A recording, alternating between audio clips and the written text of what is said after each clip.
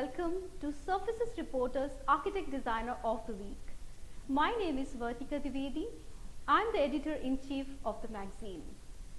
Architect Designer of the Week are special video episodes that engage a person of substance from the fields of architecture, interior designing or product design in a very informal and up-close interaction. As our Architect of the Week is HIREN Patel this week. Born in Ahmedabad, Gujarat, into a family of engineers, HIREN Patel is a renowned and prolific architect, interior designer and landscape designer with rich architectural practice spanning several decades.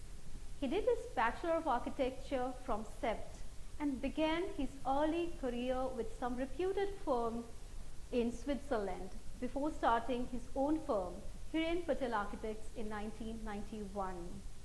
Like many, he started quite small.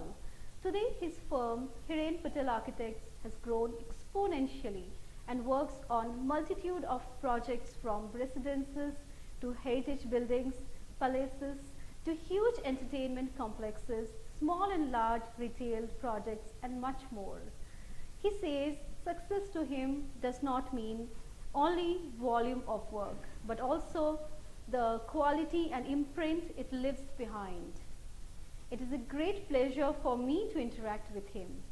Each time our conversation comes up to new dimension of learning. I love the simplicity and groundedness of architect HIREN Patel and his immense passion for learning. He's so inspiring, but who or what inspires him? What are the life lessons we can learn from architect HIREN Patel? His projects showcase wonderful use of light and shadow. However, what are his tips for bringing natural light into our interiors? What are his tips for designing home offices? Which are his favorite projects and why? Also, if you've noticed, during his online presence, you can spot a beautiful lotus mural on his background wall. I was so curious after seeing that for several times.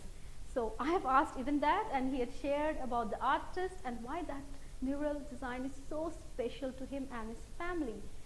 So check out my latest interaction with architect HIREN Patel as Surfaces Reporter's Architect of the Week.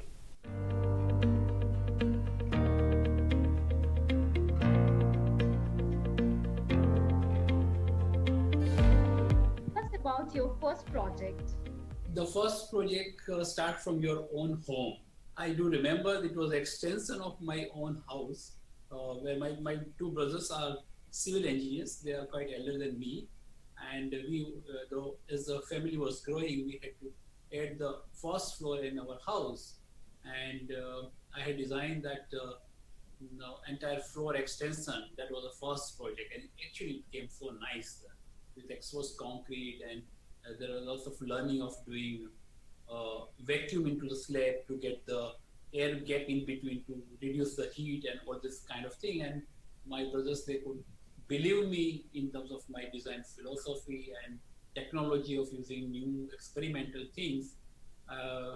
They were all nice, and they didn't really argue about making building expensive because we had folded slab and kind of thing, and we created. So my bedroom was like it was not a fixed, it was a fixed kind of bed. So it was like a kota, and you sleep on the, you just put your bedspread and you sleep like that. So it's still a beautiful house. It's a parent's house, and it's one of the good project I would remember. Yes, that was like it will happen for everyone that you start with your own. But if you see professionally one project, again it came through some reference, and he was a doctor, and we designed their house, which was very unique. It was very futuristic house at that time. Unfortunately, we don't have photograph and all this thing of that. And it was such a, it was 3 vaults, and the space was completely open. In that time, it was very unconventional project, and it came out also very well. Then I went for exchange to work in Switzerland, but before that, I did that 2 projects. Who or what really inspires you? I would say that yes, I always We had inspirations from the good architects across the globe.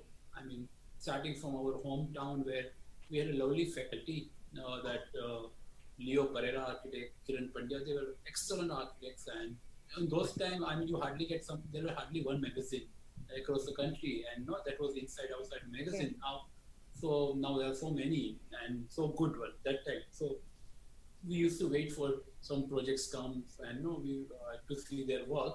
And yes, Bibi Dosi is always there. Charles Korea sir was always there. Achyut Kanvinde's work was always there. And that was like you, let's say, inspired from the work of some architects. Obviously, you see, you try to understand, you do. But second, I always get inspiration from, I would say, art and nature. I mean, somehow nature always inspire me and not try to. I mean, it's not like directly that you can learn something and you apply to you. It's like it's a mental kind of gene, and you know, like so art and the nature, and then always try to blend them into your work in a very different way. I mean, it doesn't mean that no. I mean, it's a plain line plaster wall can have inspiration from let's say a lotus pale color of lotus. So it's like that. So if you cannot say that I learn from that and I apply. It's very abstract way, but definitely trying to find those kind of meaning into your work through observing that and putting in a different way. See, and that's the beauty that you develop your own way of developing, finding from something else and apply it in different media altogether. Tell us something about your sketches. I was always good at drawing, and surprisingly, that people give up when they come back to the profession. They give up sketching, but for me, it has always become a habit of doing watercolor. I always get inspired, and I admire people who keep on doing sketching. So that keeps me also boosting. I mean, whenever I see the architect B.V. Doshi at the age of let's say 90 plus, he still has in his pocket. He always has a sketchbook, and once you see that, you feel okay. I mean, the people at this age are also like a student. I cannot give up my sketching habits. So that's what it is. Yes, all the time. I kept on developing a kind of a different style of making drawings, and I learned from lots of people. I would say so. I was always good at making watercolors, but never used watercolor for design projects. So I always used to use the black and white pen or pencil, but using watercolor was never media for me to do that. But one day I remember there was one senior architect. He was also like my mentor, Mr. Sarad Zaveri, and he was working with Calatrava architect. And he came and he told me the stories about Calatrava, and he said Calatrava would come with the sketchbook of watercolor. He said, "This is the project. Now you develop, Sarad." No, so that's where I really got ignited, and then I started doing watercolors, and then slowly I picked up the thing. Also, I have some friends from NID who were very good in watercolors. They are graphic designers, so they write also so nice into the watercolors. And I understand that this entire composition is to put your thoughts in the watercolors. So you write also in like a poetry and compose them. So that's how I started working with the charcoal or pencil or the pen with watercolor, and text also become very important for me. So I just compose them to make the entire composition perfect. What are the materials you really love to work with? You feel very close to work with. So if you see the architects or the designers from city of Ahmedabad, we have gone and seen the exposed concrete work everywhere, right from IIM to NID to School of Architecture and exposed brick work. So yes, that is always there in DNA, that we actually love that simplicity of the materials. But I also love using wood and also the glass. I mean, I would say that I would really like to explore the glass in a different way, not in terms of material product, but you taking the advantage of the glass and using it into architecture space where it gives you the kind of connectivity between the inside and outside. And so I practically love using wood and the glass a lot. Prefer to use the natural marble versus the sandstone. I really, even it's a darker color of marble, I prefer to use that because I have observed over the time, and in architecture, all learning comes over the time. I mean, there is no shortcut. And what happened that you have used it, and over the years you have observed that whether it was right or wrong. So this is now, I would say, the wisdom of practice of 25 years, and then we know what are the advantage and disadvantage of using different kind of material. So marble is also very favorable material for me to use, especially for the flooring, because it gives a very good luster to the entire environment. How is the architecture education today? What is your opinion? And do you think, or do you would you like to suggest any kind of maybe shift or change that should happen to make things better for the students? I would say that architecture education in India is still required. There are a couple of university or colleges are fantastic. I mean, they are world class, but many of them are also not to the mark. And I mean, as a student, you get to your university, and it's a responsibility of university and the professor to give the best education. So I don't see any mistake or anything wrong about the student, because they are the raw people. I mean, you have to really format them so well, and that accountability goes on the owner of the colleges and the faculty and all this thing. So I would say, luckily we have I mean, beautiful colleges. I mean, Delhi has a wonderful school of architecture since so many years, since the independence. And also SAP is one of the finest architecture colleges from Ahmedabad. And I mean, they have become very open. So now they invite people. They also invite to put students' work to their campus. No? So I mean, they are not the closed kind of university, but they are open because they know they are like a mentor, and they can also educate and inspire to the rest of the university. So that's the one. And second, I would say that we have to really look with the architecture education uh, in India versus across the globe. And nowadays, everything is available on the internet, and you can go and see the work quality of the students, commitment of the faculty. I remember one of my classmates is a professor in USA. He said, Hiren, if we step into the classroom for 1 hour lecture, we have to by default have to do 3 hours of working. So that's the kind of commitment. So if you give a lecture of 1 hour to the college, the faculty will do homework of 3 hours. And look at our professors. I mean, people just casually walk. I mean, no, and you are teaching. I know they're masters, so but that kind of commitment that once you are teaching the students, I mean, you have to be very, very prompt and see that you give your best. So I would say that kind of temperament has to be there with all the faculty. I request them to do that. Second, we also have to see that how best we can teach. I mean, for example, we are doing one project in France, and luckily I went to exchange program in Switzerland, and I was working in Switzerland. And then after graduation also I went and worked in the Swiss office. I know how French people work, so it was for me it was relatively easy to work in France. Now, what happened that we are not taught. So, and if you think any Japanese architect is coming to India, how confidently he would work upon, where Indian architect will go to Japan and design, how difficult it would be. So I would say that every college should have one studio which has to have the international studio. The faculty can take the project. I mean, every year we have project like housing, designing museum, school. One semester they should have the studio where, let's say, you design school in Japan, or you design school in Korea, or you design school in Switzerland. So then you get connect with their faculty, their corporation. You understand their bylaws. You visit them. I'm sure they will be all welcoming to you people as the students. So you actually get the confidence. Okay, if I have to design a building in Germany, I can do, because my fifth year studio was I actually designed a school in Switzerland. So that is the one I would definitely request all the faculty and university to have one international studio to be included into the studies.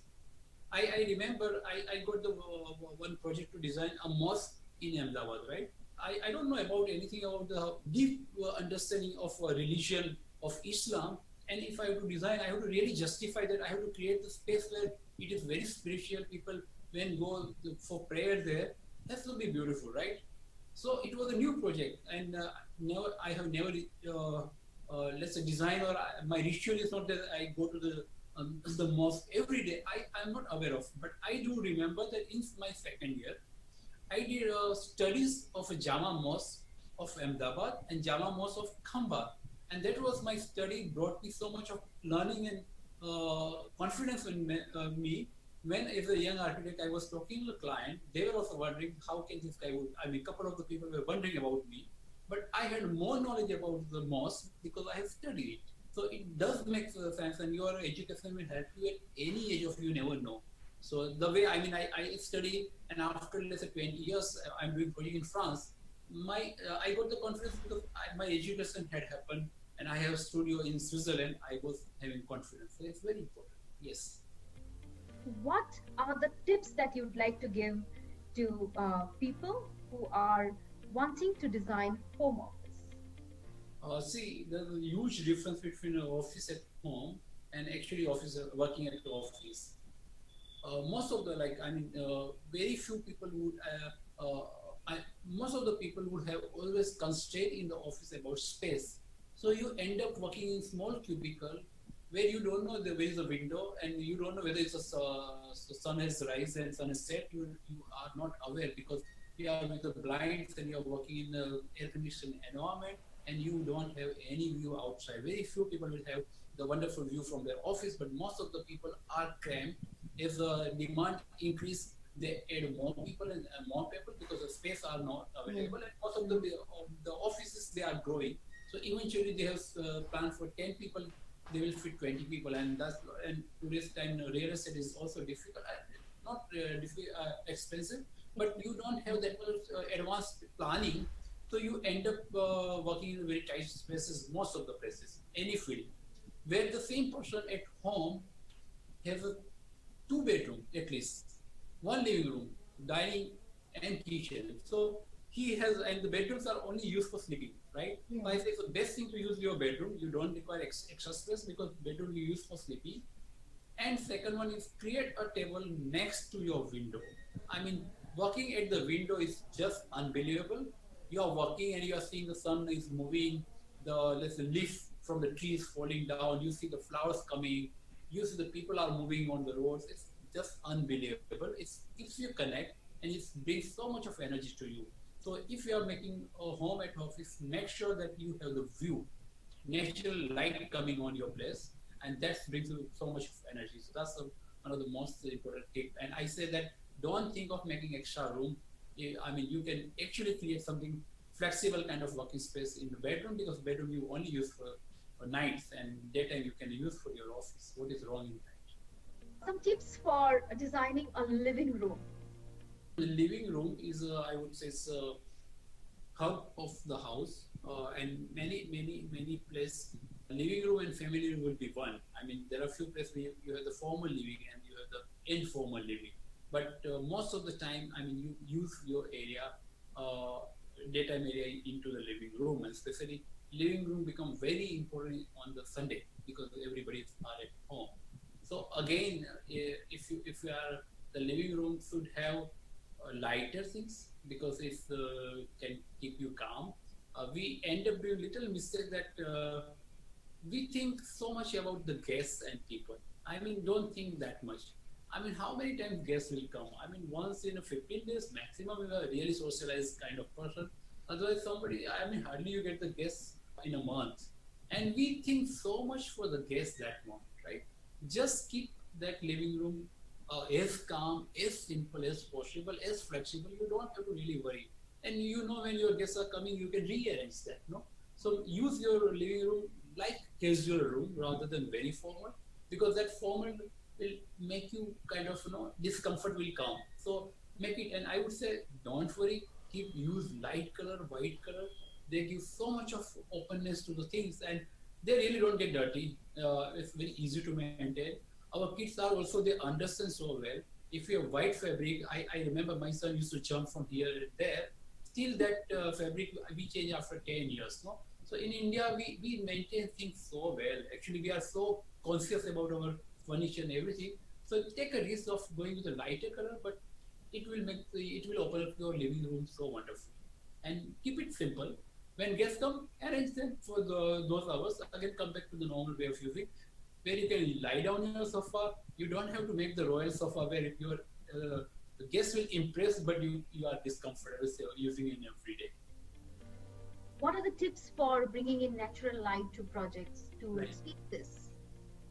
So natural light is very important. I was lucky to study with have my faculty like architect Leo Pereira. He used to and Kiran Pandya. They used to make fantastic skylight in their projects, and that had influenced me till today. And whenever we have this skylight, I recollect of my student life and observing their work and seeing the kind of light falling into their spaces were mesmerizing. And I still try to see that how can I can do similar kind of spaces. So that's what it is. The one thing, and second, I always work in our office. We have the philosophy that when you are working, try to get the natural light. So you try to observe your plants and then see that okay, which are the dark area you feel like it. We try to get the light from the top. We try to get the cutout, and we try to get the kind of light. And then what happens? Then we come with the skylights, and then we filter it out. And if we think if this skylight is happening because you are obsessed to you have that, or it's become like a style, we filter it out and we go back to normal. So actually we are very, very, very conscious that if you need it and then only do it, just don't do sake of doing or just for a style of doing designing, we don't. That's how that impact of light in that entire space become very beautiful because it has come with so much of churning of your mind. So that's what if you're working with a natural light, you have to constantly keep on thinking that how it will fall. So it's the best thing to keep on observing your plants and try to visualize it. Nowadays, your software. So your software, you can actually put the morning light, evening light, winter, summer, and everything, and you can understand how the light is falling. Number two, the light has a magic, and the shadow happens from the glass to your walls and everything. It's absolutely like it's a constantly moving art to your things. And if you start getting that understanding, you start getting that click, and you start loving that, then you are done. You have to actually love that what kind of shadow happens and how magical is the artwork. And I mean, no, you have to become quiet and keep on. Many times it happens, you are there, like I go to site, I'm talking to client, and I observe the light, and I say, oh my God, this is such a beautiful. I have to go, and if our discussion get over, I have to go and take the picture, and I need to see it or I need to sketch out. So you have to literally love the light and the shadow, the way it falls on your walls and texture and kind of thing. What happens to the entire space? That's the technique. So you have to love the element of light to use in this thing. I'm sure it's a slow journey, but you will get experts through that. Yeah, many times we love our project where the windows are not installed. No, nowadays you have most of the project you have the aluminum windows, right? So it will fit it later on. No, so before the windows are fit, if you go to the site, the entire openings are completely free, and the kind of light and shadow happens. They are so beautiful one, and you worry that now I will have the window and there will be 3 millions, and that beauty of light is going to cut by 3 divisions. No, so you have to really start thinking, and then suddenly you start realize, oh my God, we just right away call to the vendor. We say don't put 3 division, just put one if you can do, or just fit the glass to glass because we don't want a light Any coming kind in of barrier. yeah, so it's not for the view outside. We were okay to have the view with the 3 division, but light coming inside and falling the shadow, we were not comfortable to have two vertical lines. That's how. So it was completely different kind of observation, and you work upon it. Some tips for bathroom design. Bathroom design, we call it our office. We call HPA, and we say the bathrooms are the most important space in our design philosophy. We really love. We spend so much of time designing a bathroom because we, as a design team, we actually love. Because I feel that bathroom is the only place into the house where you regenerate yourself. No, Yes. you are with your own, and no, and that's where you have your I mean, apart from going to the meditation room, this is ritual you do every day to just get the energy back. So that process is so important. I mean, if you just think that earlier time when people used to live at the river bank and the villages were always in the, people used to go and have a deep into the, let's say, river Ganga or maybe the lake of whatever natural thing, and that's where you sunk in and come out, and that was the bathing. Now that has completely gone away. We are into cubicles, but that how you bring that quality of bathing which we have in our heritage or in our early time. How can you actually get it? So that's where the bathroom become very important. And we really work. We think of what kind of music. We do lots of analysis. I keep on asking. Let's say our secretary is, how much time do you take your bath? How much do you wish to do that? On Sunday, how much time will you prefer to have that? No? We come with such a wonderful answer to that. And we try to incorporate into the designing because we think it's very important because we are getting your energy back. And if you are wonderful with the lighting and artificial light in the night, with the candle lights there, with some kind of aroma into that, I think experience could be such a wonderful thing. This is a question about mantras for a successful architecture practice. I would put it in a very simple way. One is be a student always. Number two, listen. Listen to your people, your client, their requirement, rather than you answering to them. So second is very important that you listen to people. And third is hard work. I mean, there is no shortcut for the hard work. How to manage creativity and finance together? You have to be good in maths. So if you are good in maths, you would be definitely good at finance. But still, finance is a subject by itself. I mean, today I cannot understand the balance sheet even after my practice. So if my chartered accountant will give the balance sheet, I don't know how to read it. And now I don't have courage to say that kahan dekhna hai and kahan nahi dekhna hai. No? So I'm that poor to the in terms of finance, I would say. Yes, but you have to run your office. You have to see that everybody is paid well, and you have to. It's part of life, and it comes. That package comes when you are practicing. So yes, managing and management of finance with your own creativity. I would say that it is always to have somebody from family, let's say a wife or somebody who are good at finance. Just give it to them because most of the architects are little weak into the finance managing. So it will be good to have somebody from your trusted family member who are good in finance can do a good thing. What kind of partnership you are having with your wife? I'm very happy that I have somebody who is not from the field. What happens? They have different eye, they have different perspective. I did remember when I got engaged, and I was very excited. You know, I wanted to show the work of Leo Pereira, who was my professor. I always admire. I say. So we went to another city which is nearby, and there was a nice house was coming up by architect Pereira. I took her, so excited to show her that this is called a good architecture. And she said, oh, this house is so difficult in terms of maintenance. इतने धूल कौन निकालेगा? And then I realized, oh my God, yeah, because the Leo Pereira is very small window. It is difficult maybe to maintain it. So it was completely new perspective, you know. So that's how Dina is my life partner. She is always a good critic because she sees the thing in a different way. So very big advantage, and yes, she is also like keen observer of across the architecture work of across the things. So she knows perhaps more about many architects' work than even for me. So she's very good at that. So that's the one. But second, she is really my inspiration for fitness and sports. She is really good at it, and she is very methodically. She is very systematic for that, and that makes me also to get connected to the fitness. And so yeah, for walking or running or doing yoga, we are always partner, and it's fun. So now I would like to know about your projects, some of the projects that you'd like to talk about. There are a couple of projects, and no, it's a journey of let's say more than 25 years now.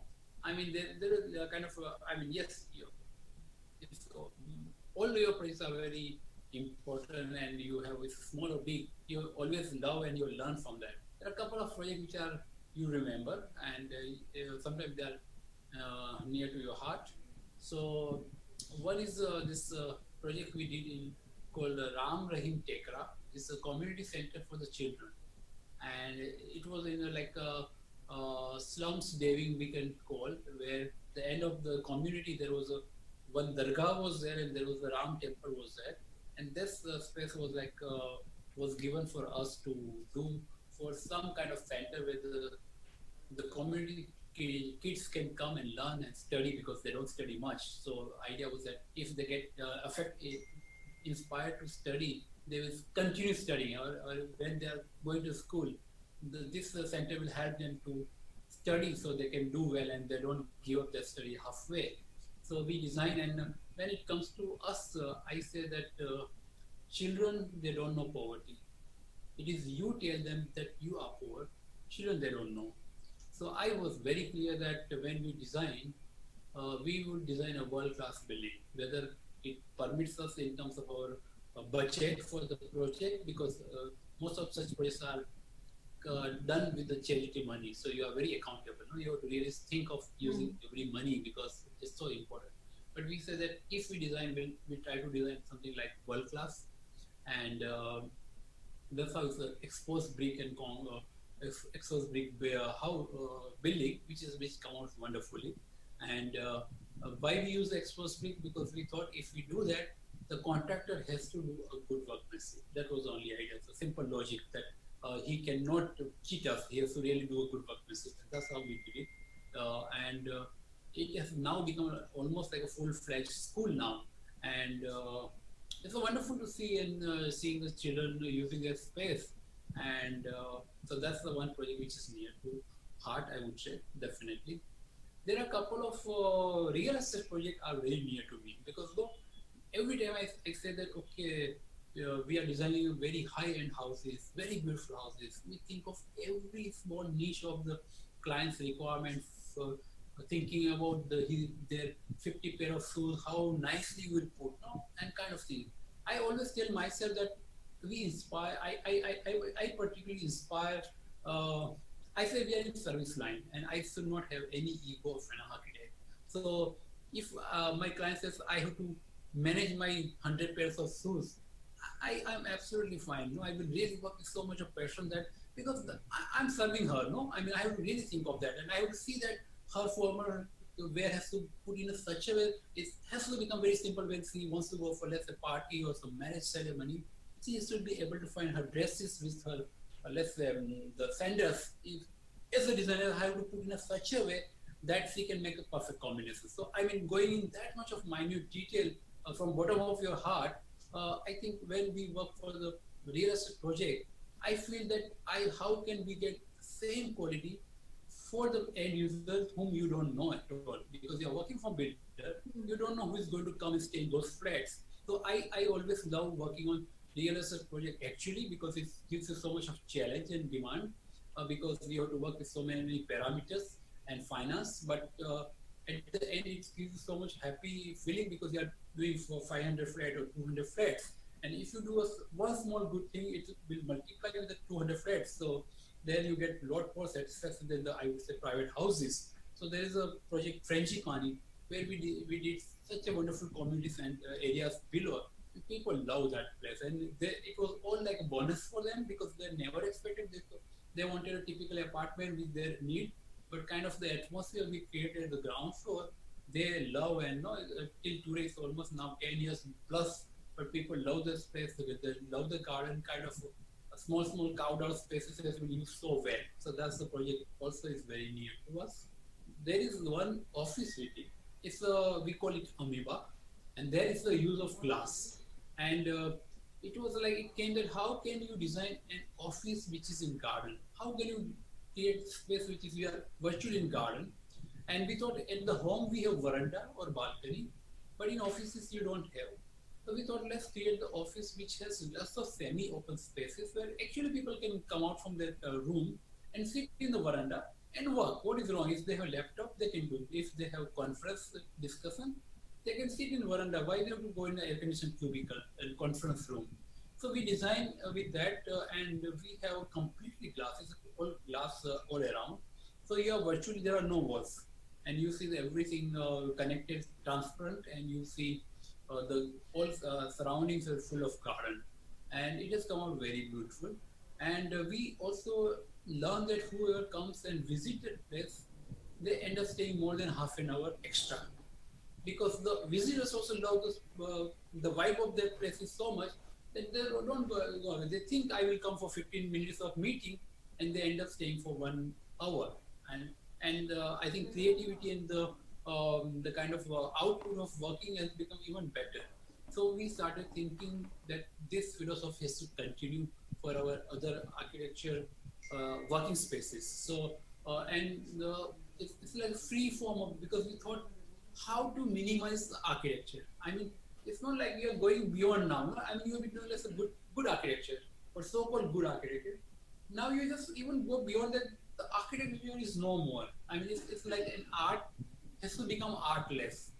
It has been such a wonderful blend that is no more visible of your architecture, but though it's still a wonderful architecture. So that kind of thing, and that's the way the glass gives us freedom to have no visibility of architecture. We have the very free flowing kind of roof, so it doesn't hurt your eyes because there are no sharp corner. It's a just floating kind of roof, and that's where it's a very different kind of spaces has been created, and it is nice to experience that place. Then we had lots of artwork and sculpture in that place, and it's almost like an art gallery. So that's amoeba. We call it that project amoeba because the shape of the is a free flow, so we just give the name amoeba. So that's a project which is also very near to us. Yes, recently we did one house we call a garden house, and there is it's again that philosophy that from every room, how can you have the different garden, and how can you have the experience of a different garden across the things. So from living room formally to the puja, where you have the idol and you generally have pichwai or some painting backdrop. We thought let's put the glass and pichwai, because they have, let's say if you have Krishna and you have to have the Sinachi, you require that pichwai painting on the back as a backdrop. In pichwai, what they inspire from that? So they have lots of banana plants and everything. So we thought let's put the glass and actually plant the banana tree. So let's plant the Chinese palm to that, and that's how the space becomes so wonderful. So we created a different kind of a journey into the house and looking to different pockets where you actually get surprised not by engineers but actually by gardens. So that's a house which is beautiful. We have glass bridge to walk, so you look down and you see the lots of garden around. We have the ceiling which is a mirror there, so you see the ground reflected on the upper ceiling, and you see the green all around there. And you have every bathrooms and every has their own private courtyard, so you see that thing. So that's the one is also very good project. And last, I mean, there are a couple of that, but this is one also we designed one huge scale of house at the riverbank in Surat, and we had completely freedom to whatever kind of architecture we had to do it. So as an architect, we thought it would be wonderful to have very contemporary exposed concrete walls, and modern house would look wonderful because it was 100% freedom. We could have done any miracle in terms of architecture, but client told, and he said that I am coming from the small village, and our village houses were so beautiful. Aren't they beautiful? And that put a question to me. And yes, I say, yes, those are wonderful houses. No? So they are the mud houses with the sloping roof, with the country tiles. And we say, we will design this house like that. So I would say we put the ego of an architect away, or the excitement of an architect away, and we said, let's make a simple brick wall. We'll plaster them, we'll color, we'll paint them normally, and we'll have the country tiles, and we create the architecture. And if that is the wonderful, then there is a pride on us that okay, our architecture is good. If you don't believe in that, then it's a false commitment. So we say it will be good to take a risk. Maybe this project may not look wonderful to design community versus that we could have done in express concrete and something like that. We thought let's have a faith of client's words and let's create the house, which is wonderful.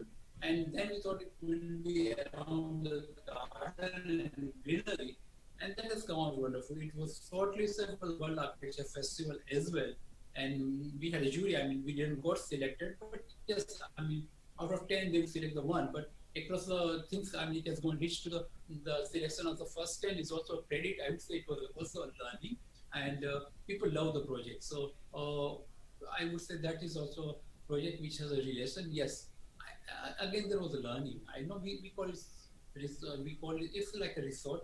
We call it like a village house. And somebody said and said, okay, Hiren, I mean, it's always good to have critics.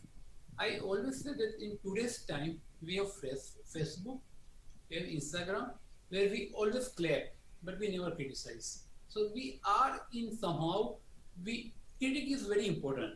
And if somebody gives a critic, you listen to them, actually you sharpen your qualities. No? So there's nothing wrong about the critic if you take positively that. Yes. So somebody told me, he said, Hiren, you call this house a village house. How can you forget the otas? Where if you go in Rajasthan or any small houses, you have nice the ota, no small one with the steps going up and down. And she said, how can you forget this? And then we said, oh my God. I said, why did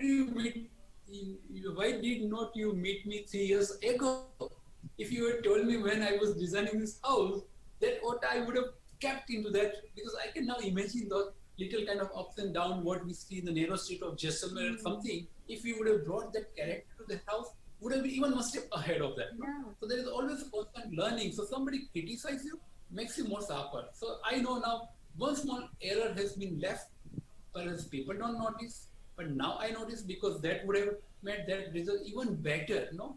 So the as the end result, that house is still wonderful, but that element of that would have even add extra features to that entire project. So that's the learning. So I would say these are the projects which are near to the heart, and there are many of such things. But yeah, I thought this was good enough to share with you.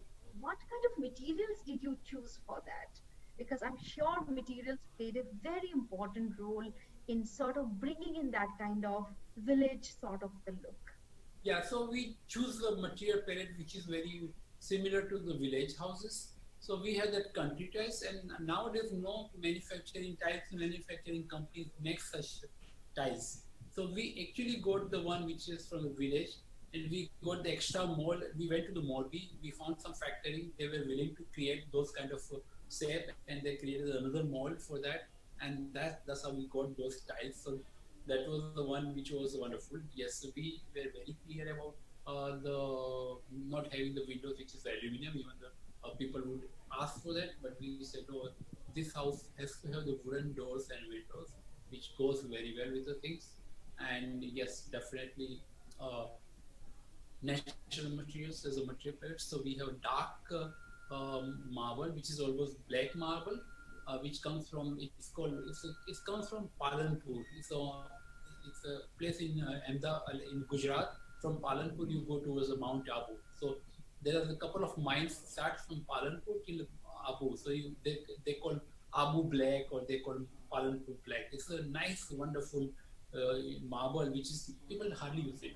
And it is it's as good like a black marquina from Italian marble. It is a wonderful marble. And no, I sometimes I say that we don't really give a respect to the kind of a material which is just next to your door, and we don't use it.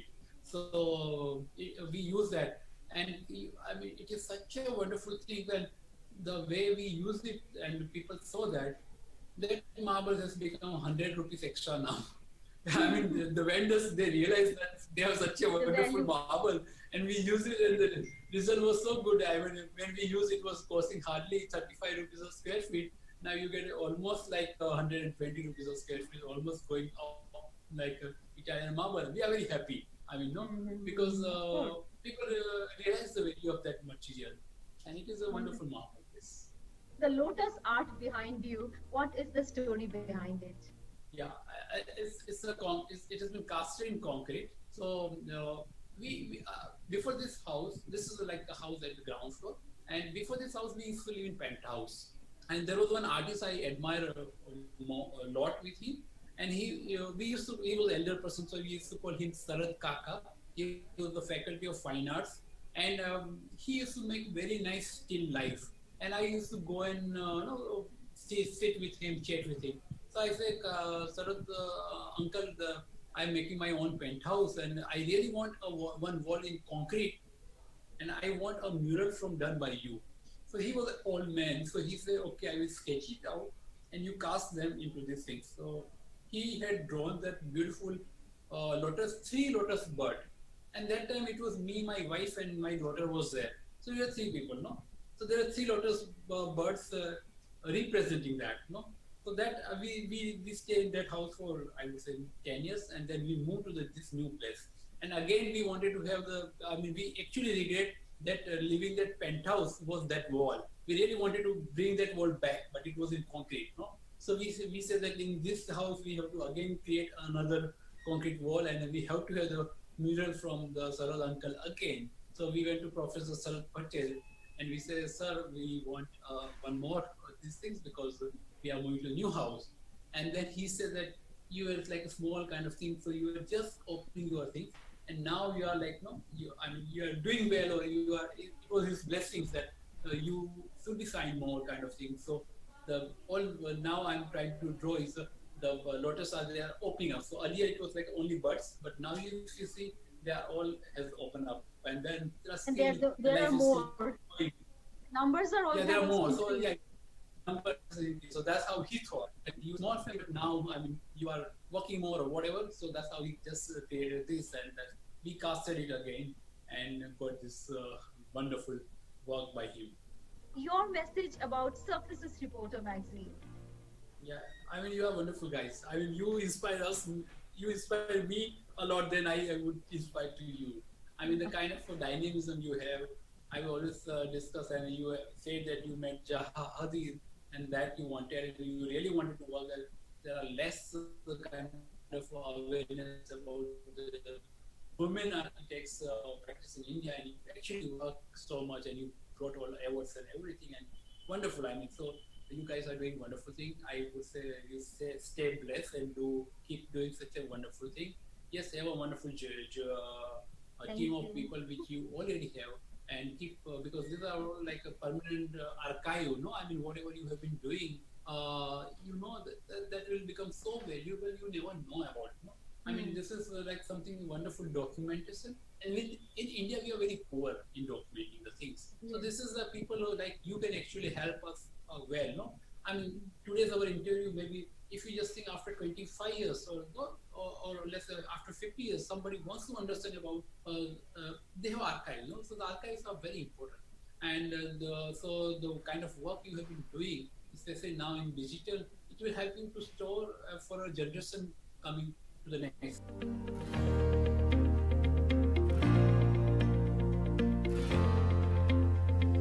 It is not easy to share and capture the work of architect Hiren Patel in just one episode. For some of you who do not know, he's also a prolific artist, and we would need another such episode to talk about his art and his thoughts on um, artistic creations. Anyway, Surfaces Reporter is on with its mission to bring in the creative people and give space for their creations as well as thoughts. So next time I'll be live with another great architect next week. That is architect Rahul Kadri, the principal architect and partner at IMK Architects. They have offices in Mumbai and Bangalore. So, till then, goodbye, take care, and stay tuned with Surfaces Reporter.